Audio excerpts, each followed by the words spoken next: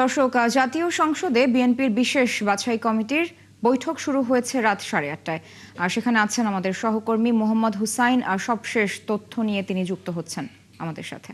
হুসাইন, এই বৈঠকে কারা কারা অংশ নিয়েছেন এবং কি কি রয়েছে আজকের বৈঠকের আলোচ্য সূচিতে, সে বিষয়ে আমাদের বিস্তারিত জানাবেন। সারা, ধন্যবাদ আপনাকে। অন্তর্বর্তী সরকারের সময় জারি করা যে 133টি অধ্যাদেশ, সে অধ্যাদেশগুলোর পর্যালোচনার জন্য একটি সংসদীয় কমিটি গঠন করা হয়েছিল।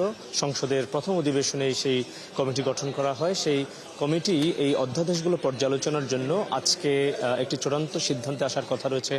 8:30টার দিকে কমিটির বৈঠক শুরু হয় এবং এই বৈঠকে যে 13 সদস্যের যে কমিটি, সেই কমিটির সদস্যরা উপস্থিত রয়েছেন এবং নুরুল ইসলাম মনির, চিফ হুইপ, যিনি সরকারি দলের চিফ হুইপ, তিনি সহ এবং জয়নুল আবেদিন সংসদ সদস্য, তার দুজনের নেতৃত্বে কিন্তু এই কমিটিটা হয়েছে এবং 133টি যে অধ্যাদেশ, সেই অধ্যাদেশের বিষয়ে চূড়ান্ত সিদ্ধান্ত কিন্তু আসবে এবং বলা হয়েছে যে আগামী 2রা এপ্রিল এই বিষয়ে একটি প্রতিবেদন জমা দেওয়ার কথা রয়েছে এবং সেই প্রতিবেদন জাতীয় সংসদে উত্থাপন করা হবে এবং পরবর্তীতে এই অধ্যাদেশগুলোর বিষয়ে একটি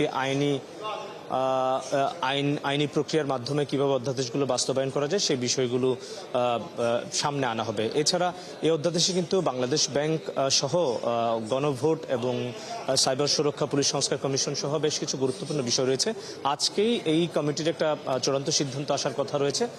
চূড়ান্ত সিদ্ধান্ত আসলে পরে আপনার মাধ্যমে সবাইকে জানাতে পারবো যে কি কি সিদ্ধান্ত হলো। সারা।